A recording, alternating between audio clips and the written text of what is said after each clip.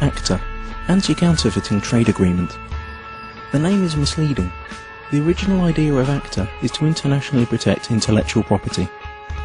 It's supposed to help prevent product and trademark counterfeiting, like fake copies of expensive goods, misusing trademarks, like using a well-known car brand on tampons, for example making General Motors tampons. It will safeguard research investments in development of products, e.g. medical patents or pharmaceutical products. It's also supposed to support artists and journalists and allow them to produce higher quality work and internationally harmonise copyright laws. Sounds great, doesn't it? But there's a twist. The Oxford English Dictionary defines a counterfeit as, quote, a fraudulent imitation of something else. But when a file is copied on the internet, it is exactly the same as the original, not an imitation, and it is not stolen since the original is not removed. The information is simply being shared free of charge, so counterfeiting has nothing to do with it. Let us explain. Intellectual property is never really defined within ACTA. It could mean trademarks, or it could mean any idea or information which later could be copyrighted, restricted and criminalised. This will have a tremendous effect on the internet as we know it.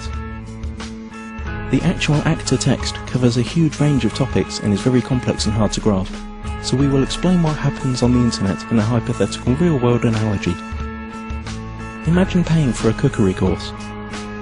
During this course you learn how to cook some really tasty fried chicken. Then you return home and teach the recipe to your wife. But here's the catch. According to ACTA, you are now both criminals since you shared that information for free when only you had paid to learn it. The ACTA regulations are clear. When you're suspected of sharing copyrighted information, depending on the country you live in, then your access to any kind of courses will be blocked, you will be fined or sent directly to prison. But surely no one would find out that you'd shared the knowledge of the secret fried chicken in private at home. And you're right. Under current law, no one would. But ACTA deals with this through excessive surveillance. All your communication will be monitored, and not only yours. Your family, your friends will all be observed, just in case. But you don't need privacy, civil rights or liberties, because you have nothing to hide, do you?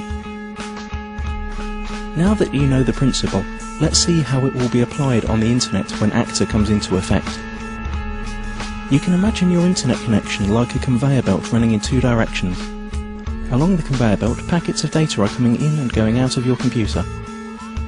Under ACTA, ISPs, the company you pay for access to the internet, will be forced to open up and inspect every single data package you send or receive to look for copyrighted information. Send or receive copyrighted info several times and you could be disconnected from the internet or face criminal charges. That means if you send an MP3 to your friend through an instant messenger, upload a video of a party which played copyrighted music, or quote a copyrighted newspaper article in an email, you're gone. That's it. As if that wasn't enough, the information about the news article you sent via email will be sent to the publisher, and based on their claims you could be fined or sent to prison. ISPs will also be required to constantly check that no copyrighted material or links to copyrighted material are found anywhere on their servers. This will be fatal for sites that hold any kind of user-generated content, like music, pictures or video. How could YouTube or Twitter work under a law like that? So the internet as we know it is on the brink of destruction. But at least you'd think that the money from all these lawsuits would benefit creative people. But musicians, writers, movie makers, journalists, software developers and researchers also lose, because they are now held by the same rules. Protected ideas now can't be reused, refined or developed any further. Even parts of sentences could be protected and made restricted by copyright. The whole agreement only benefits a small part of the industry, the so-called content mafia. Media publishing companies like the RIAA and the MPAA, who have long tried to solve the internet problem that threatens their obsolete business model. ACTA is the result of their lobbying within the governments that participate in the negotiations. Latest leaks indicate that techniques that bypass the planned content filter and blocking infrastructure will also be made illegal. And the worst thing? It's all done in secret. If you're a European, it's even being done by people who haven't been elected by the public. You've already seen where this is heading on YouTube. Videos are unavailable in certain geographical areas. This obsessive copy protection is also a great tool for information suppression. Once all the internet filters and blocking techniques are in place, virtually all information tagged as copyright could be suppressed. Maybe your critical blog or Twitter account, or the video you made about rigged elections and environmental catastrophes, or even the pictures of your kittens. Okay, maybe not your kittens. Not unless you pasted a Coca-Cola logo onto their fur. This all sounds unbelievable for everyone who's had even a small glimpse of how the net works. But remember, those who work on the agreement might not have any clue what the internet is about. And once the treaty is signed, their rules will have to be implemented.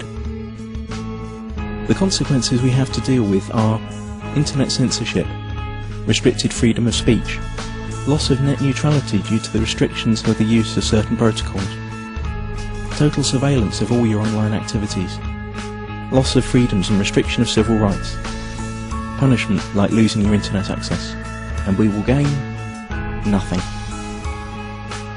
The time to act for the internet is now. Google ACTA. Load your tweets and photoshops, let it be known that no one messes with the internet, and take it to the streets. Stop the Kraken.